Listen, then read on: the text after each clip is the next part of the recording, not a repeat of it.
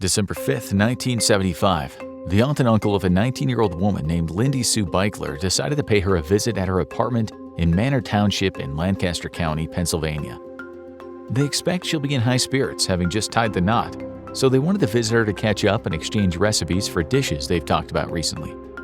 Something is wrong. The front door is open. When they step inside, they see blood on the other side of the door and all over the walls. A trail of blood on the carpet leads them to the living room. They find their niece slumped in a corner with a knife sticking out of her neck. The police later say there had been a significant struggle. She had fought bravely. The killer had used 2 knives to stab her 19 times in various parts of her body. His DNA was all over the place, although DNA profiling was yet to become a thing in murder investigations. It was obvious to the detectives that the attacker had been cut during the struggle. He'd even used one of the victim's towels, which was wrapped around the knife's handle, protruding from her neck. This was not a crime committed with the greatest of care. It was a vicious attack by someone who'd gone completely wild. When DNA profiling was introduced to criminal investigations, you'd think it would have been easy enough to catch this killer, whose DNA was indeed plentifully dispersed. But when it was introduced in the 1980s, Beichler's killer remained at large. An extremely violent fiend was allowed to prowl the streets unpunished for his crimes. In fact, it took until 2022 for cops to finally get their man. It wasn't easy, but a coffee cup helped a lot. We'll tell you in detail in a few minutes how a cup led to this man being sent to prison for the rest of his life, but first we want to tell you about another case, which might help you understand things better. This was the case that changed the landscape of criminal investigations. November 21, 1983. A 15-year-old girl named Linda Mann had just finished babysitting at a house in Narborough, Leicestershire, a small and peaceful village in the middle of England. Crime was a rarity for this village, never mind murders. So when Mann didn't return home that night, her parents didn't immediately think something awful had happened. They knew from the parents of the girl she'd been babysitting she'd taken a different route home that evening, a quieter one, so they spent the night searching that area. It wasn't until the next morning that she was found. Her dead body lay on a footpath aptly named the Black Pad. She'd been strangled. Police did have some biological forensic techniques back then, but nothing like we have today. All they knew about Mann's killer was that he had type A blood, and with an enzyme profile they could narrow down the killer to about 10% of the male population. That was still a rather large net, even in a relatively small village in England. The killer remained at large. The parents waited and waited. Nothing. July 31, 1986. At 4:30 p.m., a girl named Dawn Ashworth left her friend's house in Enderby, Leicestershire, a village close to Narborough. She set off down a footpath known as 10-Pound Lane and was never seen alive again. 2 days later, a person out for a walk saw what looked like a body covered in branches. She'd been strangled just like Mann, although it was obvious she'd put up quite the fight. The cops now knew that they were looking for a serial killer. The 2 crimes were almost identical and had happened within a matter of a few hundred yards from each other. This was shocking to the residents of the area, who'd never experienced anything like it. A local newspaper ran the headline, "Killer in Our Midst," with the subheading, "If we don't catch him, it could be your daughter next." Police talked with a 17-year-old kid named Richard Buckland. He knew Mann and he lived in Narborough. Maybe the police should have gone easy on him since he had learning difficulties, but they didn't. And after a few interrogations, Buckland had admitted that he had murdered Ashworth but not Mann. The cops thought he was lying. They thought that the 2 murders were almost certainly connected. Even so, it looked like young Buckland was going to spend a long time in prison. As all this was happening, a geneticist named Alec Jeffries was working at the nearby Leicester University. He'd been researching how illnesses are inherited through families. He was taking DNA from human cells and putting them on photographic film, after which he put them in a photographic developing tank. When they came out, on the film was a sequence of bars, the type of image you've likely seen before. Jeffries had a eureka moment, and his discovery changed the world. It would lead to millions of arrests. He was able to identify people by looking at their DNA sequence. He soon gave a talk on this, and the people in the crowd laughed. To most folks, it sounded ridiculous, as if they thought DNA sequencing couldn't be that easy. He published a paper and was quickly called up, but not to look at unsolved murders. He was asked to check if certain children were actually born to British citizens. The parents were trying to get them citizenship, and the government had been giving them a hard time about it. If what Jeffrey said was true, he'd know if the kids were the parents' biological offspring. Then he got a call from the police. They said, "Hi, we have a man in our cells who we believe killed 2 girls. He's admitted to 1 murder, but we want to see if he killed another person. Surely you can look at our swabs and determine if the biological evidence comes from the same guy." Jeffrey said, "No problem, I'm on my way." He took samples from Buckland and did his thing. The police waited in anticipation of the results, only to find that Jeffrey said, "This kid is not your killer, but one man certainly killed those two girls." The cops, still thinking it had to be Buckland, started questioning if Jeffrey's technique really worked. Many people doubted him, so why not? Still, they sent out letters to men born between 1953 and 1970 in nearby areas. They told the men that they had to be tested at either a local school or a council office. 5,511 men did the tests in all. None were a match. This was big news all over the world. The Los Angeles Times wrote, "Police investigating the murders of two teenage girls near this small Midlands village are applying new scientific techniques. Some predict it could be the most significant breakthrough in resolving serious crime since fingerprinting was invented." And the Times was right. Now we must introduce a man named Colin Pitchfork. He was 23 years old at the time of the first murder. He wasn't a loner or anything. He had a job, he had friends, he was apparently very good at decorating cakes. But his employer said he loved to flirt a bit too much, and women were often bothered by him. His name was on the sheet of people that had been tested, but the police didn't know that when it came to his turn, he'd gotten a buddy to test in his name. He'd gone as far as to put the other guy's photo on his passport. The guy that did the test for him told a bunch of friends when they were drinking in a pub, and as things tend to happen, the story got out.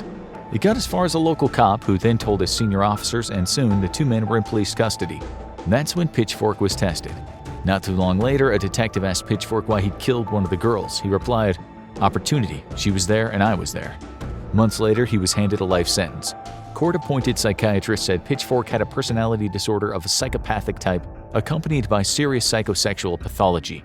They added that he will obviously continue to be an extremely dangerous individual while the psychopathy continues. As we said, this pretty much changed the world.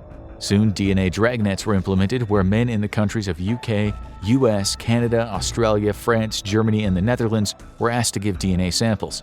These countries now have millions of DNA samples in their databases.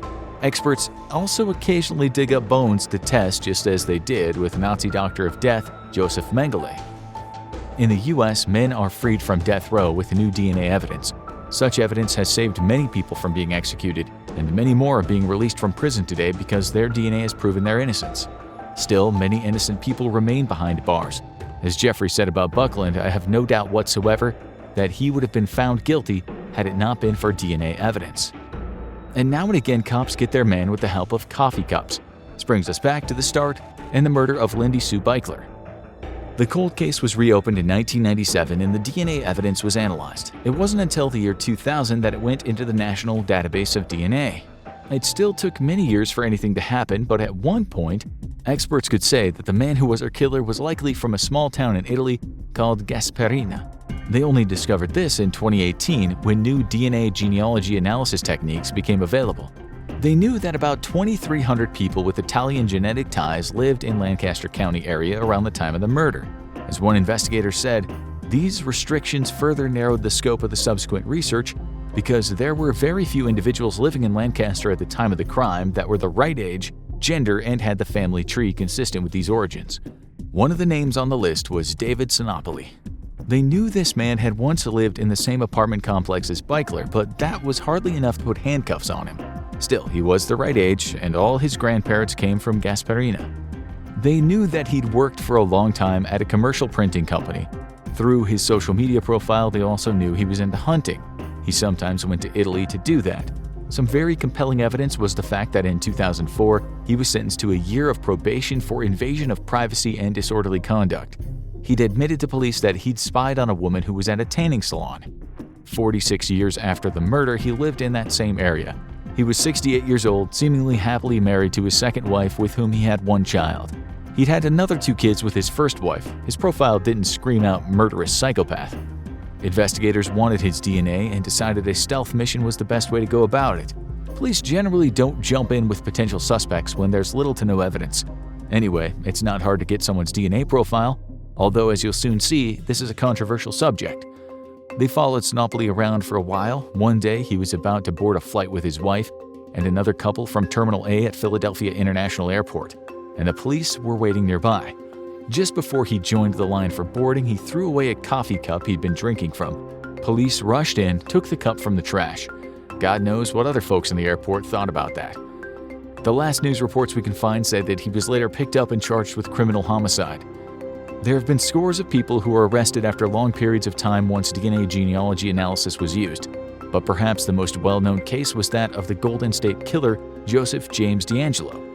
Between 1974 and 1986, he killed at least 13 people and committed over 50 ghastly crimes against women, as well as tons of burglaries. In 2016, investigators used DNA genealogy technology to build around 25 family trees for the person they believed was the killer. Soon, the police noticed DeAngelo's name was in those family trees. In 2018, investigators took swabs from his car's door handle, and they later went through his trash and got a sample from some used tissue. Not long after, he was in the interrogation room telling the detectives, "I did all those things. I destroyed all their lives, so now I've got to pay the price." As for the law about collecting DNA, that would depend on which country you live in. You'd think the police would need a warrant, but they would have to have compelling evidence to get one. It's not always easy, especially in the cold cases we've discussed today. There was an interesting case in the U.S. related to a crime committed against a woman in 2006 in Maryland. Police interviewed around 20 suspects. All of the men volunteered to give a DNA sample. None were a match for the DNA found at the crime scene. One man refused to give a sample, although he volunteered to do an interview. His name was Glenn Rayner, and he was the victim's former classmate. He might have thought he got out of giving the DNA sample, but when he left the interview room, the police took swabs from the chair where his arm had rested. He was a match. This became a big case. Rayner's lawyers argued that the police had breached his genetic privacy, violating the Fourth Amendment. They lost. It was ruled that the cops had the right to take the sample, even without a warrant. Rights activists said this was a matter of concern, stating that people shed hundreds of thousands of skin and hair cells daily, and police should have some strong evidence before collecting them. If not, they believe we're ushering in a state of pervasive surveillance. The ACLU, commenting on such behavior, said in 2020, warrantless access to unavoidably shed DNA is a troubling trend in police investigations. In Gaynor's case, he might have gotten away with the crime had he done the interview dressed in a hazmat suit. Of course, he would have also had to refuse any cup of coffee the interviewers offered. Realistically, it doesn't matter what you do, the cops will get the DNA sample in the end. They'll have their family trees and they'll have whittled down suspects, and that's when they'll start their surveillance, following someone around everywhere they go, knowing they'll leave something behind. An invasion of privacy, perhaps, but it's also effective. In 2019, a man was arrested for serious crimes against women 2 decades after he committed them. The California resident had turned up in one of those family trees, and cops proceeded to surveil him. One day he left a spoon behind after eating at Baskin-Robbins. Soon after, he was in handcuffs. In 2019, a man from Minnesota named Jerry Westrom was eating a hot dog at a hockey game while being watched by detectives. He threw away the napkin he'd used to wipe his mouth, and the detectives surreptitiously pulled it out of the trash. He was later charged with stabbing a woman to death in 1997. In court, his lawyer said somebody sick, pathological, murdered her. Westrom isn't this guy. That's not how the jury saw it. He was convicted of first-degree premeditated murder and second-degree intentional murder. Another case we found involved a murder that took place in Florida in 1981. The woman had been strangled with a wire hanger. In 2018, some of the DNA evidence taken at the crime scene underwent genetic analysis. In one of those family trees, a name popped up. That was 58-year-old Joseph Mills. At the time of the murder, Mills worked at the Publix dairy warehouse. He also coached the Lakeland Volunteers football program. The night of the murder, he'd given a ride home to one of the young players who happened to be the victim's son. One day in 2019, they went through his garbage. They pulled out 2 cotton swabs and a plastic spoon. But the thing with the best sample was 2 adhesive patches for his colonostomy bags. If you didn't already know, those bags collect poop when people have various medical conditions. In 2022, the son and kid who Mills had coached said in court, "I saw the crime scene. I saw what you did. And then you act like my friend. I rode in the car with you." His older brother said, "I hate you. You can't die and burn in hell fast enough for me." It should be pretty obvious to you by now that if the police want your DNA, they'll get it with or without your permission.